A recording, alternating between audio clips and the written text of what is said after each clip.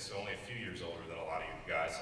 I love to read as well. You know, I love to read the Founding Fathers. You know, certainly they hold certain political views, but just the knowledge and the things that they were passionate about outside of politics, you learn a lot of great life lessons from them. You know, from Benjamin Franklin, speaking about frugality being a virtue, to John Adams' work ethic, to Alexander Hamilton's situation where he was basically born a bastard in St. Croix, a little island down in the middle of nowhere, never knew his dad, and he came out of nothing to be the Secretary of the Treasury. It's pretty inspiring stuff. So I love to read the Founding Fathers. Also enjoyed reading a little bit of Cicero. We talked about that trip where I went to the Middle East. You know, it was a pretty eye-opening experience for me. So I said, hey, you know, I really don't know anything about the Middle East or the Muslim world in general. So I started reading up on that and forming opinions and being able to understand that area a little bit better. I also think that reading newspapers is very important. Newspapers may not be the cool thing for your generation today. You're all on your computers and your smartphones. Well, I have an iPhone, and I've kind of started to get away from newspapers as well. And I have on my iPhone, I have a whole bunch of apps for newspapers. I probably have 10, and I just sit there and I'll go through every morning and I'll search through what's important to me. You know, I'll look through the basic things, but if there's something, an issue that I'm really passionate about, I'll type in that keyword search, and then I'll get every article from all those newspapers, and I can go through and read what the latest is on that. So those are all different things that I've read. Another thing is mentors. I had a great government professor when I was in high school. Larry Sabato of the Center for Politics when I was in college really encouraged me to get involved in civic participation. Jack Kemp, most of you guys are a little young to remember him, but basically Jack Kemp would be the Kurt Warner or the Peyton Manning of the 60s. He was one of the best quarterbacks of the 60s. He was an AFL pro, unbelievable player. Anyways, he played for the Buffalo Bills, and so that's how I got to know him. And he invited me to come down in one of my off seasons and work in Washington, D.C. So I finished up playing the Eagles the last game of the year, December 28th to December 29th. And January 2nd, I was down there working just off of Capitol Hill for him and just learning and forming myself. And so those are just a few of my mentors. How did I become involved? I wrote op-eds for the local paper.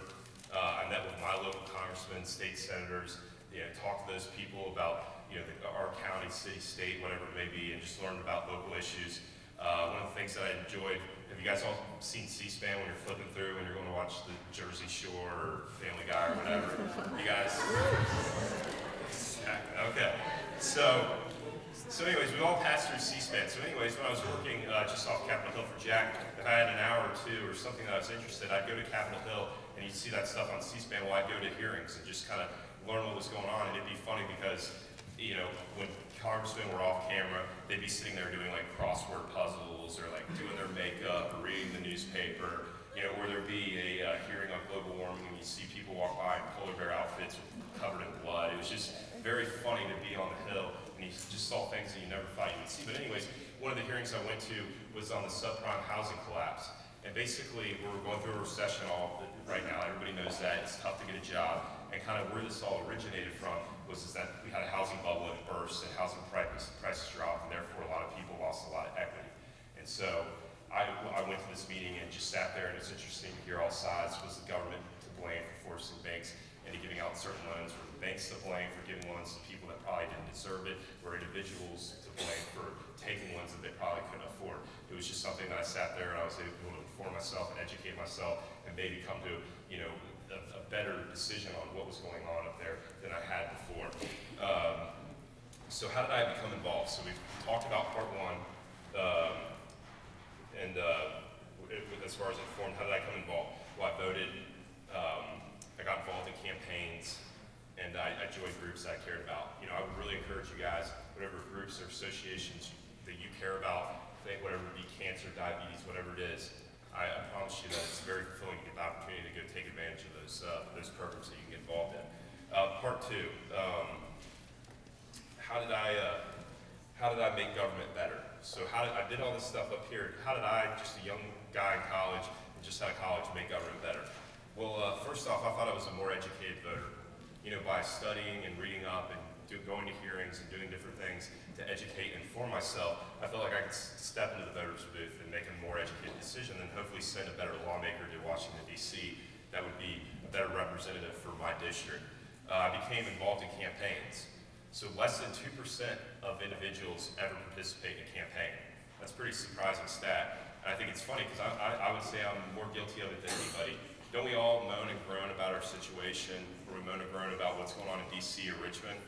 Don't we all do that? We sit there and say, oh, you know, I can't find a job, or it's tough to get a college loan, you know, I really want to go to college.